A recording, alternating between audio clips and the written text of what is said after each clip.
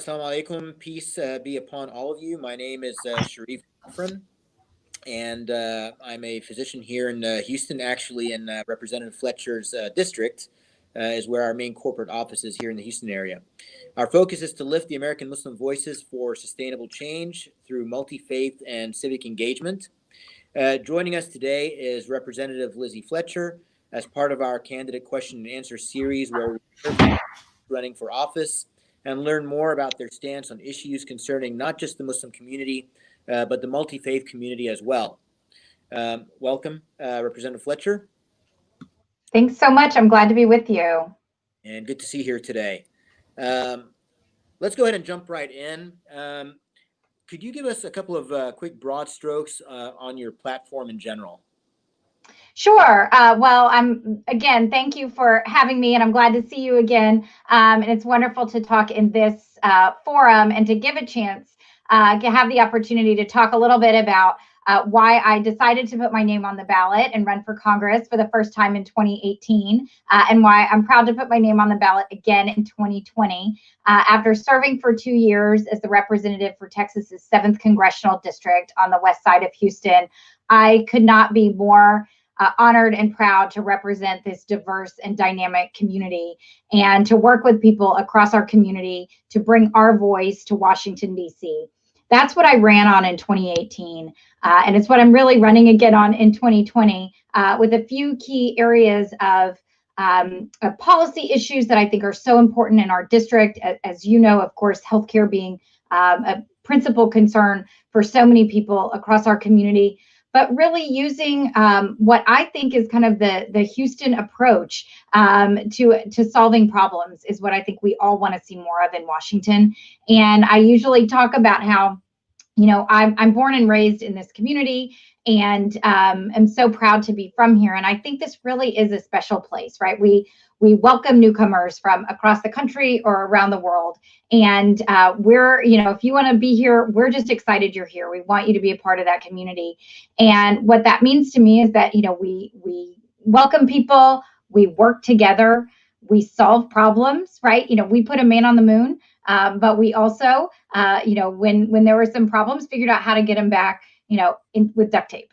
And that is kind of the ethos that I think that we have here. We don't let problems get in our way.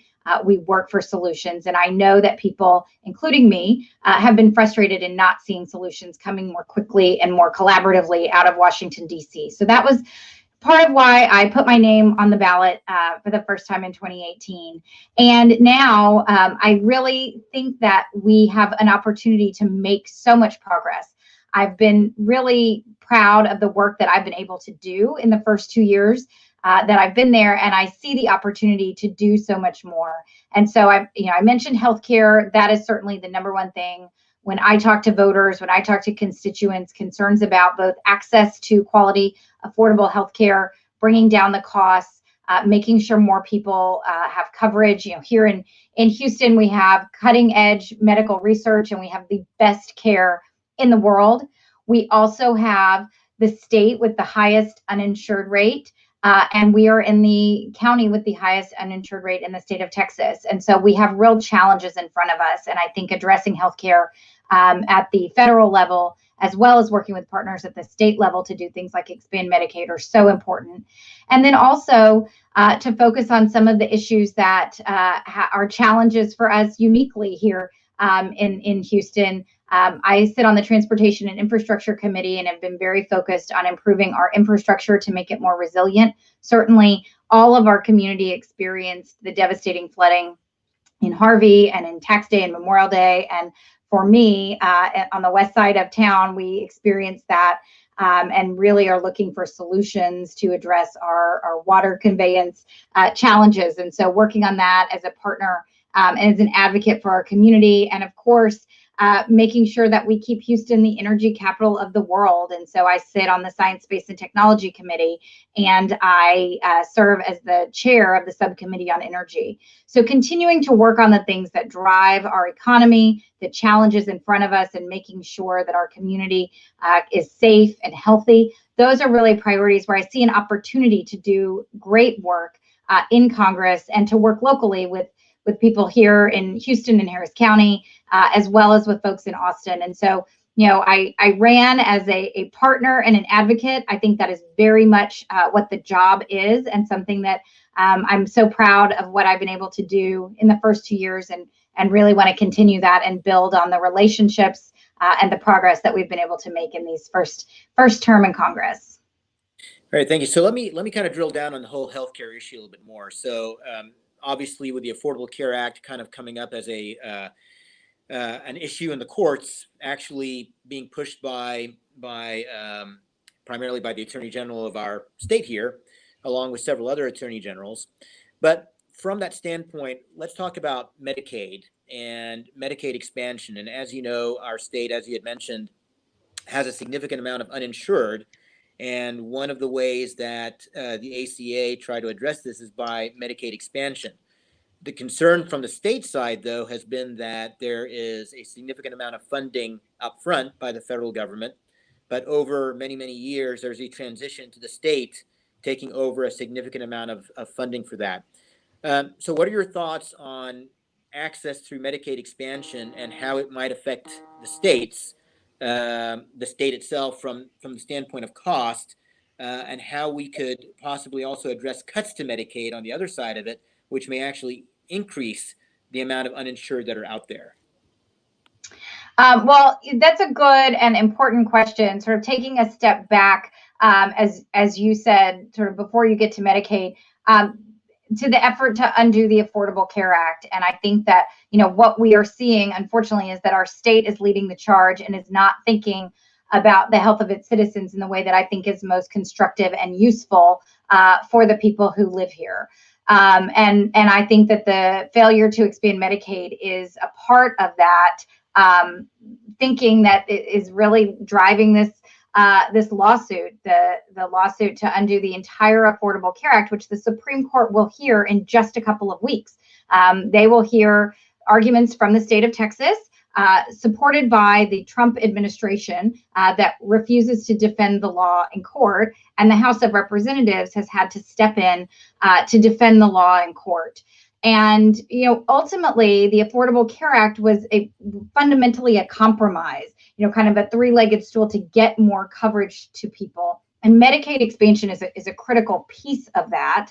I do understand the resistance to the long-term funding. One of the things that we have looked to do is to expand the federal share, and to bring back some of the early incentives now to try to get states like Texas to expand Medicaid. But what you see, and what you saw 10 years ago when the Affordable Care Act was passed, was that for so many people, they didn't have the ability to get health insurance, or that the prices were so you could discriminate based on pre-existing conditions. Being a woman, having had a serious condition, a lot of things were excluded from policies. And so the Affordable Care Act represents this fundamental compromise that people would get insurance, and that they would increase the pool of funds to be able to address these costs that I think, are part of your question. If the costs are high, you need a lot of people participating by buying insurance. So we, the citizens, will all get insurance. The federal government will subsidize the exchanges where people can get their plans, and also help expand Medicaid. And then the insurers would cover everybody, would cover people with pre-existing conditions, would make healthcare, would get more people covered. So that was the goal. And we have seen an incredible expansion, more than 20 million Americans, millions of people here in Texas who have benefited from this. And we see in this economy, and this sort of changing economy, that a lot of people want the choice and the flexibility not to have their health insurance tied to their employer, and they want to be able to go out on the exchange. Unfortunately, in the moment that we're living in with this COVID pandemic, we're also seeing a lot of people who are losing their jobs, and who unfortunately may lose their health coverage as a result. And so we're working as well on some things like trying to improve COBRA benefits and other things for those transition periods. But ultimately, there are a lot of people who like the health insurance they have. They like their employer-sponsored plans. And so how do we come up with a system where you can basically have control and choice, but have options and have enough money in the system for those things to continue? And I think that is the challenge before us, because what we've seen is we've expanded coverage, but cost hasn't really come down. And so I think that there are other things Congress can do and is doing to try to help bring down costs. But a lot of the policy ideas that we've had center around shoring up these exchanges, but also getting people covered through Medicaid. And I do think Texas should expand Medicaid. I think that what we see is that we pay in our community for health care, and we all pay in our property taxes to the Harris County Hospital District. We believe that we should provide coverage. And so the question is, how are we going to do it? And expanding Medicaid and giving people who would qualify for Medicaid access to preventative care, and to the kinds of things that you can do to bring costs down on the front end by having, getting healthier outcomes, I think is a good investment, rather than spending those same dollars in emergency room visits. And so, one of the challenges here is that this is such a big issue. It's such a big system. Everyone at some point will have a part in it. We all need healthcare. And so it's a little bit different than a traditional kind of risk insurance model. And yet we've got sort of health insurance driving it. And so it really is a huge question of how we do this. But to me, the fundamental answer is you've got to preserve and protect the Affordable Care Act, protect coverage for people with pre-existing conditions, and make sure that they have access to care. And at the same time, we need to address the high costs that we see and do what we can to bring down those costs. So I sit on a healthcare task force in Congress, and we've talked about things the federal government can do to help subsidize the exchanges and bring down costs. The other big thing, we passed a bill this year to allow Medicare to negotiate the price of prescription drugs. That's another thing that will bring costs down for people.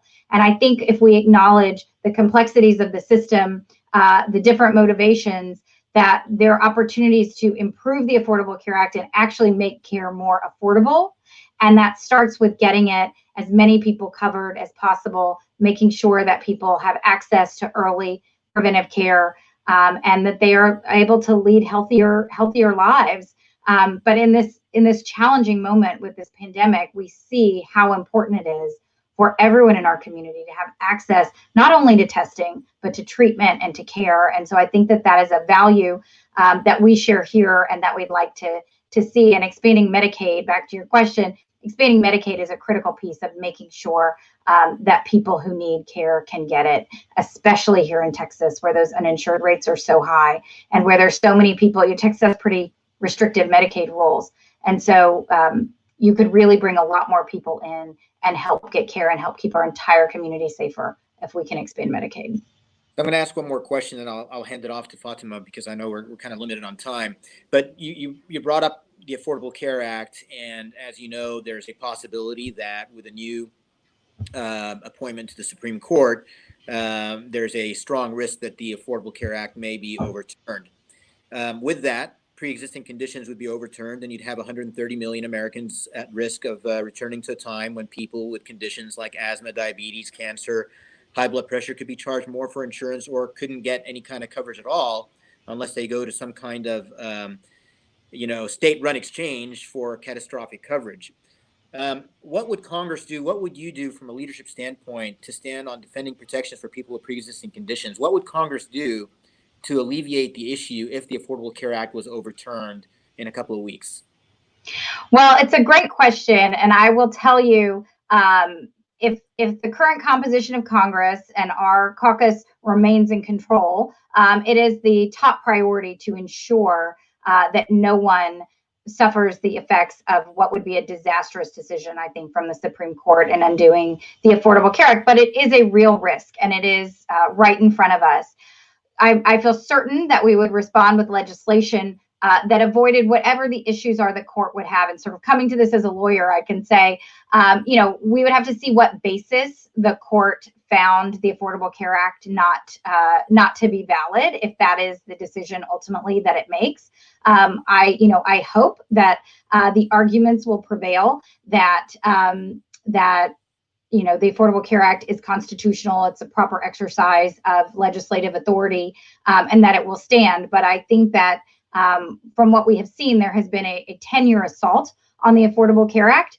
And when in prior Congresses before 2018, when the Democrats took control of the Congress, there were numerous efforts to repeal the Affordable Care Act, and they failed because people want the protections the Affordable Care Act provides. So I feel certain that our caucus, the House Democratic Caucus, will advance legislation to ensure those protections.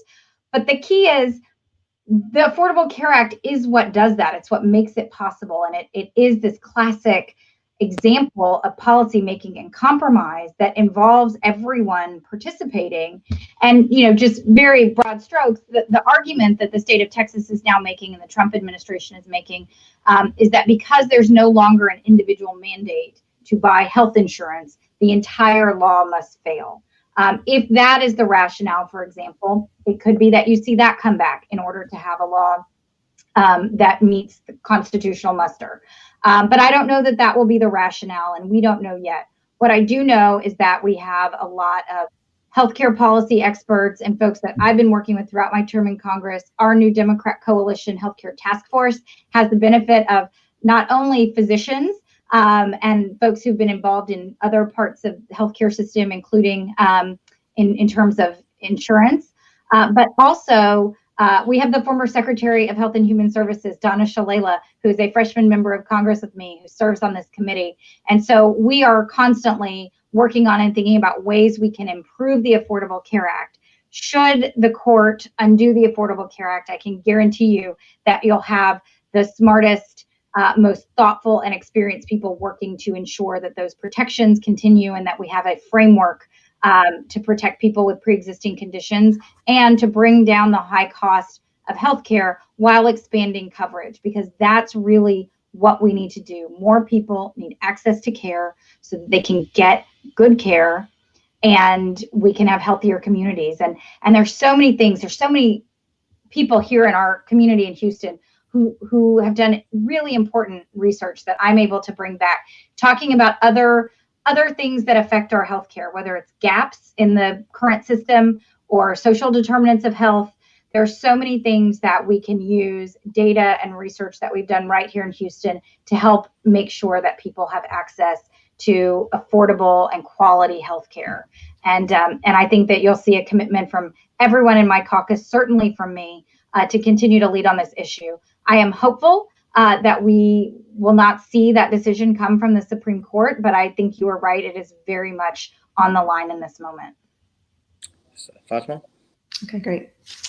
Thank you, Congressman Fletcher, for being here this afternoon. My name is Fatima Muhyiddin, and I'm a social worker, a licensed social worker here in Houston, and a founder of Olive Branch Muslim Family Services, as well as president of the board for DAYA, which is an agency that serves South Asian communities affected by domestic violence and sexual assault. So as a social worker, I'm actually very concerned about the school to prison pipeline, and had a question in regards to that. There are a lot of stories that we hear that have been about students that are expelled and suspended within their elementary school years. And a specific story that stands out is one from LSU that kind of struck me. A boy who was expelled from elementary school after and was arrested at 15, didn't really learn to read until he was 16 because it disrupted his education. So and as we know, expulsion often leads to arrest in adolescence, which then leads to prison early on, which is called the school to prison pipeline. So I'm curious, what is one concrete step in a policy that you would take to combat the school to prison pipeline and children specifically that are affected, children of color that have fallen victim to unequal policing and disciplinary policies in schools? I'm so glad you asked that question, because it's such an important issue. And it's something where I actually have a pretty extensive background because as a volunteer lawyer more than a decade ago, I worked with a Texas nonprofit, Texas Appleseed, and worked on a study on the school to prison pipeline. It was the first chapter in the school to prison pipeline project at Texas Appleseed. And we studied these very issues, because I think that, what we found is that, as experts would describe it, that involvement in the criminal justice system can involve kind of a continuum of entry points from early school-based behavioral problems that then turn into disciplinary alternative schools or expulsions, and then interaction with the criminal justice system. You also see it with truancy and tardiness. You see increasingly schools moving students into an adult discipline system or into the criminal justice system, and that really can lead kids through both the juvenile justice system and into the adult penal system. And one of the real challenges, I think, there too, is the impact on students' education. So what I worked on was a portion of that program where we interviewed students and teachers in these disciplinary alternative programs. And what you found pretty consistently was that students who were in those programs were falling behind their peers, were unable to catch up. And ultimately, not only did it lead to increased interactions with the criminal justice system, but it led to much higher rates, dropout rates. And so, those are very real challenges. And I think that, consistently, there's been a lot of work since I worked on that very early project on zero tolerance policies in school discipline. But what we have seen is that there have been several efforts to address those challenges. And actually, there's some really good policy that Texas Appleseed continues to advocate for, and that we've seen even in the most recent legislature. There were 2 bills relating to schools in the school to prison pipeline, prohibiting out of school suspension for kindergartners through 2nd graders. That was something that we saw in our research, that kids as young as 5 were getting sent out of the classroom. And of course, we appreciate the challenges faced by our teachers. We know, especially during this pandemic, that teachers are doing such incredible and important work and working to connect with their students, to teach them virtually, to teach them in person, and facing so many challenges. So, we understand that there are challenges in the classroom, but also in working on developing better systems and solutions, especially for those youngest kids who are being taken out of schools. And I really think that the decreased use of those disciplinary alternative education programs is really important in helping create plans that are tailored for the student and address the root causes of some of the behaviors that manifest in the classrooms. So I think that some of those kinds of things, limiting taking kids out of school, ending certain suspensions, and really working on how we address those problems holistically. I had interesting comments I met with some students at Bel Air High School, which is in my district, and they were talking about a lot of challenges they face, and really the need in schools to have more wraparound services, to have more access to other kinds of programs to deal with the stress and the challenges that they face, that they bring to school with them.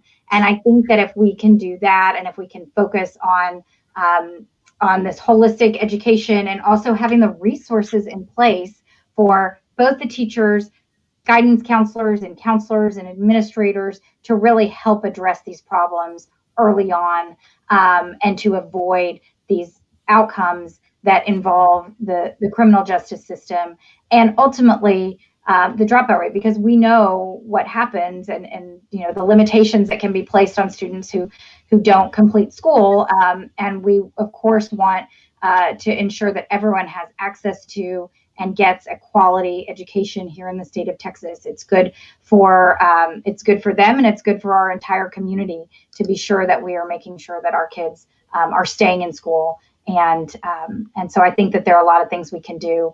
And again, there's a lot of really state level work being done. I hope to see even more in the next legislative session. Obviously, I'm not in the State House, but I have worked and followed Appleseed's work very closely on this particular issue. And there are a lot of good programs. I mean, ending ticketing, you saw a lot of that up in Dallas, ticketing for truancy and kids going to adult court for missing school.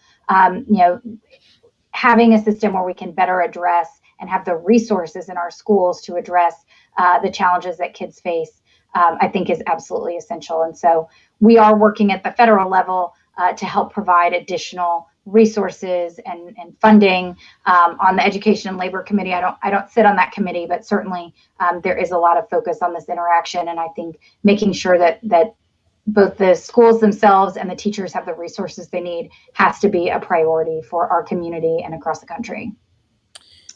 Great. If I could pivot a little bit just to the environment of, unfortunately, the environment of hate and vilification that we've had in our country lately. Mexicans have been called rapists and criminals.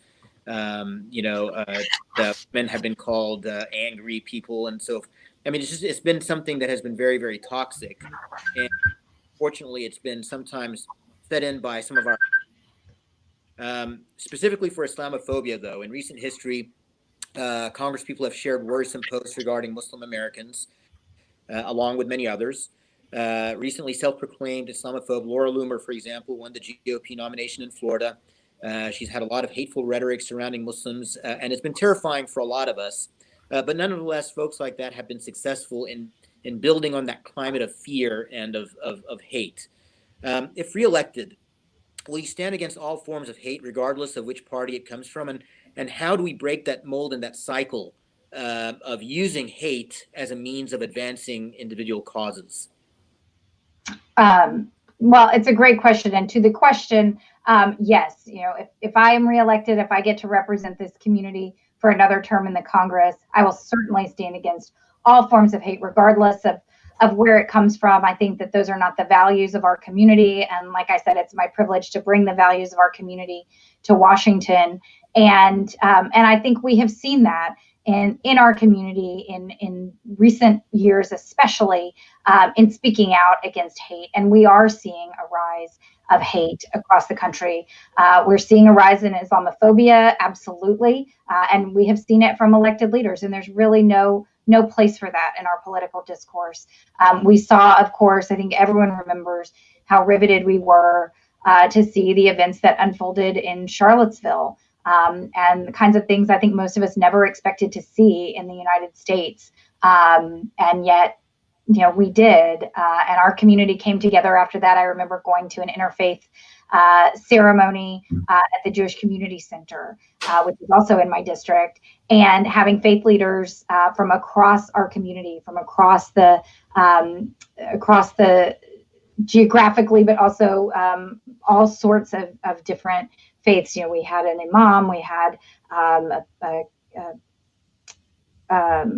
rabbi, we had multiple Christian ministers, just a lot of people standing up and standing together. And I think it's something our community does so well. When I was growing up, we had the example of the three amigos, and saw the leadership of our faith leaders coming together. And so that's something that's really been a part of our community since I was a kid. I remember seeing how we work so well in an interfaith tradition, how we respect others' beliefs, and how we, kind of goes back to my early comments about what I think this community is all about.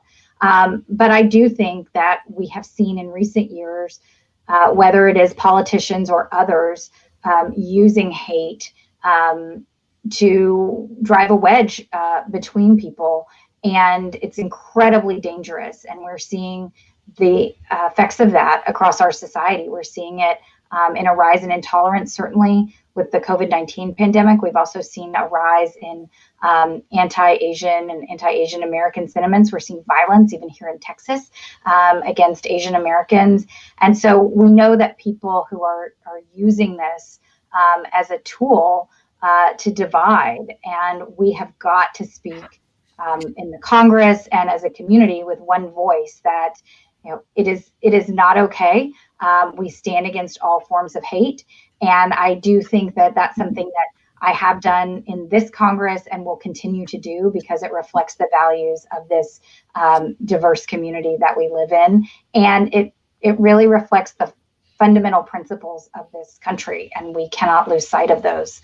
So absolutely, the answer to your question is yes. Thank you. That kind of brings us into the next question concerning religion and religious persecution. So in 2019, a House bill urging the Republic of India to end the restrictions on communications and mass detention to preserve religious freedom in Jammu and Kashmir as swiftly as possible was presented.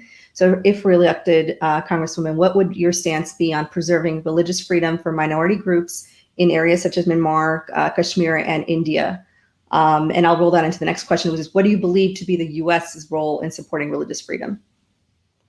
Also, great questions. And, I do believe the United States must stand against all forms of religious persecution at home and abroad.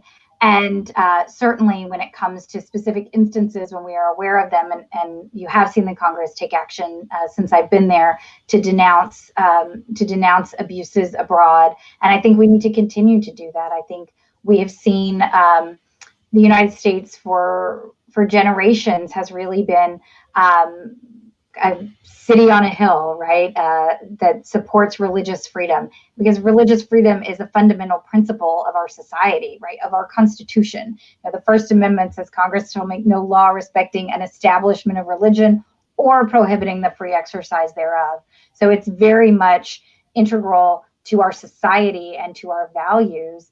And I think that we have demonstrated that for years, and that our government has worked to ensure that right abroad. I think we also have to work to ensure that right here at home, and to protect that First Amendment right. We have to protect all of them, of course, freedom of speech and press, and the right to assemble and to petition the government for redress, and certainly making sure that we protect religious freedom and liberty. But we also can ensure that right it flourishes around the world, because I think that we see the benefits of that in our own society, and speaking out against what unfortunately we are seeing around the globe in persecution for religious minorities is something that we can and should take a stand against. Thank you. So I've got an easy question for you. We'll talk a little bit about the Israeli-Palestinian issue. So, I mean, as you know, of course, this issue has gone on for many, many decades. And, historically speaking, the United States has always been looked at as an honest broker to try to help negotiate peace between Israel and Palestine. We all, of course, recognize that violence on either side is not appropriate. But we also recognize that there are a large group of folks who are and the United States has always had a policy for many, many years of having a two-state solution. But in the last couple of decades, a couple of things have happened. One has been a blockade of Gaza that has really imprisoned a large swath of the population in one area. And there's also been quite a bit of talk of unilateral annexation of land that traditionally was supposed to be negotiated in some type of peace treaty. Has the United States been an honest broker from the standpoint of dealing with the Palestinian-Israeli issue? And how would what are your thoughts on the annexation of lands outside of a peace treaty? And what are your thoughts on the blockade in Gaza? Well, yes, when you say it's an easy question, I understand that you were joking, because obviously this is one of the most complex and difficult questions that we deal with in our foreign policy, as you mentioned, and have been for decades and for many years. And I continue to believe that a two-state solution is the most viable path to sustainable security and prosperity for both Israelis and Palestinians. I believe that both Israelis and Palestinians deserve to have their own sovereign states, but that it must be left to them to negotiate with each other to determine their borders, to determine their capitals. I think that is a fairly consistent position of the United States, but the United States, I think, has worked to try to bring people together to get to resolution, because we have seen this conflict, has lasted for generations. And so I think that, historically, I think the United States has been a fair broker. I think there have been disappointments, certainly along the way, in not achieving the objectives that the United States has set out in trying to facilitate conversation and resolution. But I do think that the United States has a role to play, an important role to play in helping bring the two groups together to negotiate, to continue those discussions, and to try to work through the very challenging issues in front of them. I think in the last few years, United States foreign policy has been inconsistent in general around the world. And I think that one of the focuses of the next administration really needs to be rebuilding our State Department and bringing experts back who can help foster constructive dialogue, especially when it comes to the Palestinian-Israeli conflict. So I'll kind of just follow up on that one, and I'll press you a little bit more, just from the standpoint of the blockade of Gaza specifically. And again, I understand that there are nuances on both sides, and we all want to make sure that everybody's safe. But there are millions of folks there, women, children, who are suffering economically from that blockade. And as I mentioned earlier, when we talked about vilifying one side and the dehumanization of a group of folks, the way that politicians sometimes frame Palestinians is almost in a dehumanizing way, to where it takes away from the humanity of what's happening and the crisis that's happening there from that blockade. Again, understanding that we want nonviolence and that things have to be safe and so forth. But what can Congress do? What can the United States do from a foreign policy standpoint to help ease that blockade and the millions of folks who are suffering economically under really harsh conditions, while maintaining security and safety on both sides? So it's not really all one-sided, and we can at least help the millions of folks that are kind of in that situation right now.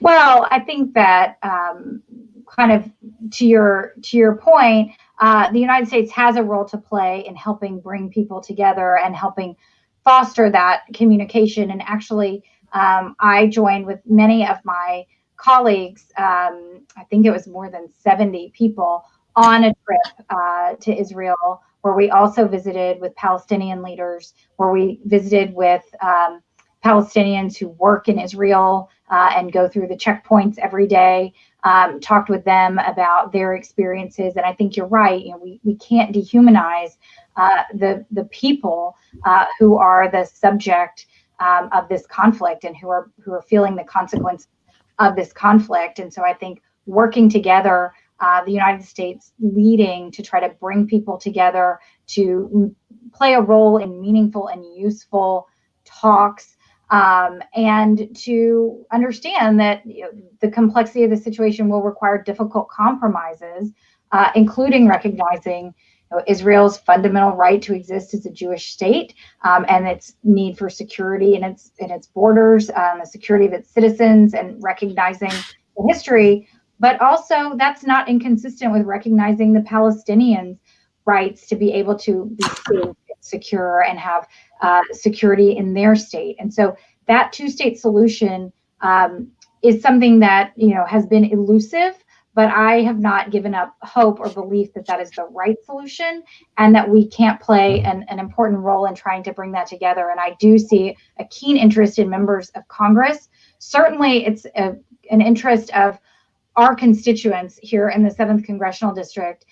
We have folks who feel passionately about these issues and have really asked me. In fact, they asked me to take this trip because we have our own valuable and direct connections to folks who live there who are affected by this conflict. And so I think that it is important for us to be educated and to be trying to be constructive and helpful in addressing these very complex challenges that are faced in the region.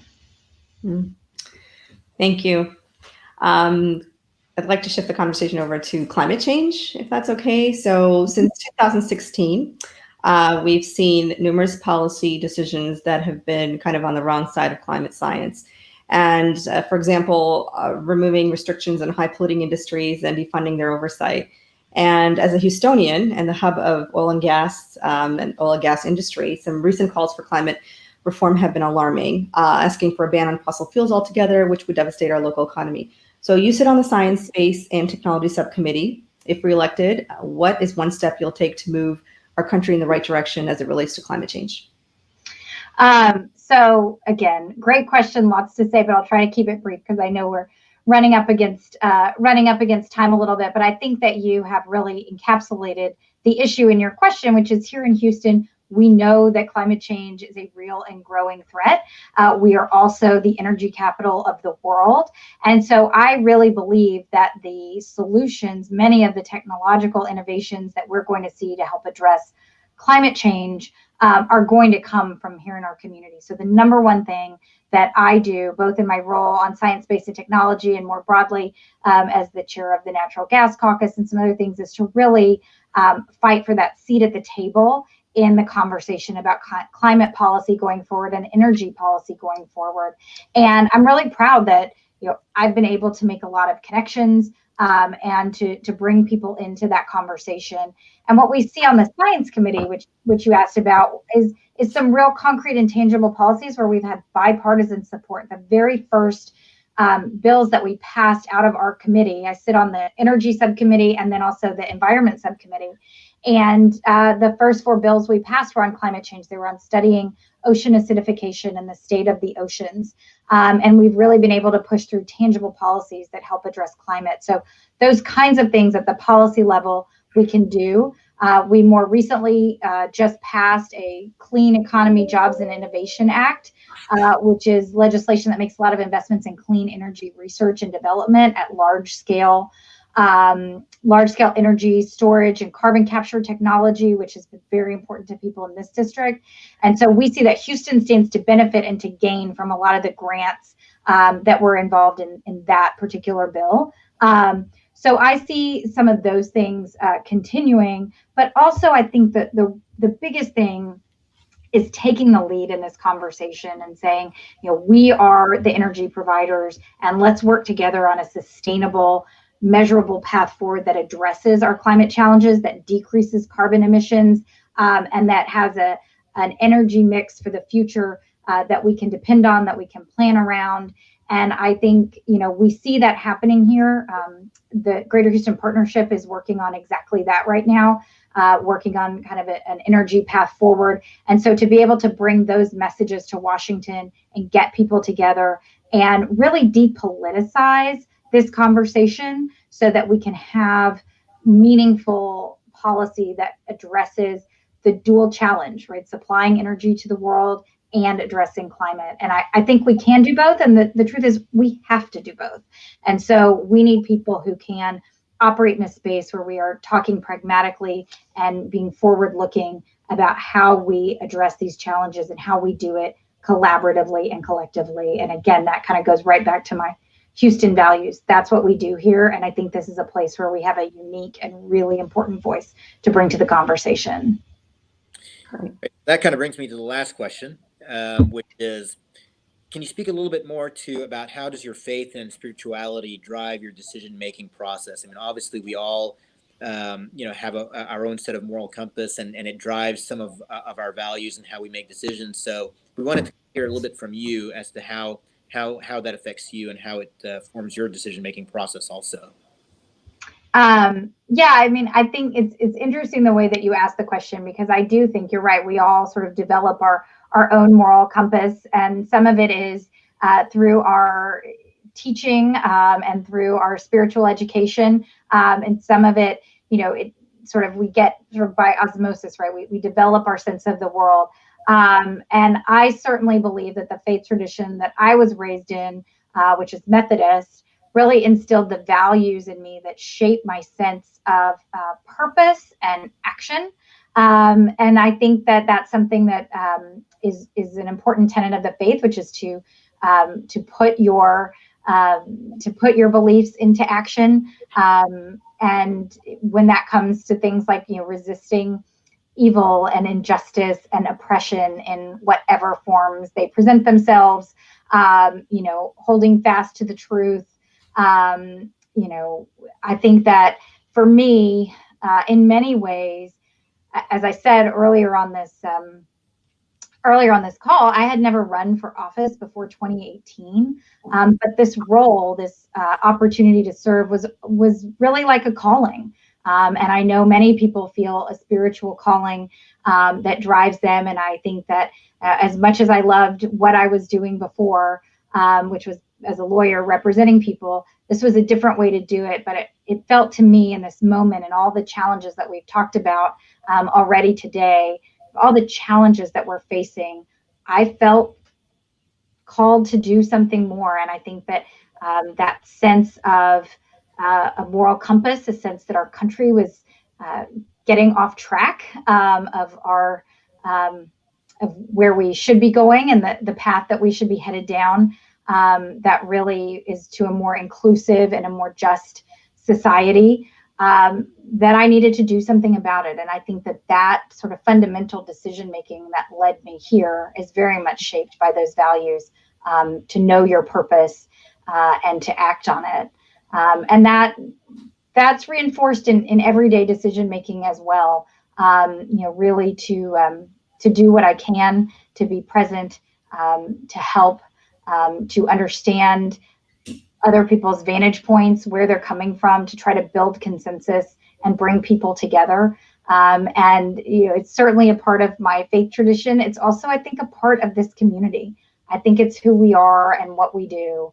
And so, I feel very much a product of this city and this community, and that, if we can have, as I said in my campaign, if we could have a little more of that, a little more Houston and Washington, D.C., our whole country will be better off. And so I do think that it's a part of both the big picture of why I'm here, asking again to return to Congress, and the work that I do every day on behalf of the people who live and work in this district, and of course for all Americans, and as we discussed today, for people around the globe.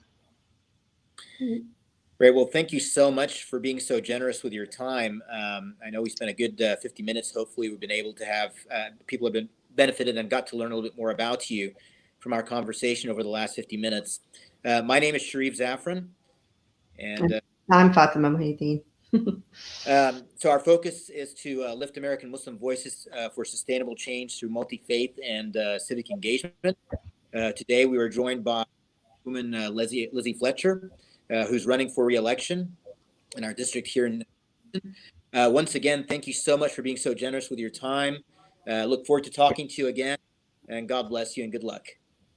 Thank you so much. Good to be with you both. Thanks for doing this. Thanks for everything you do, and I look forward to the next time we talk. Thanks. Thank you. Absolutely. Okay.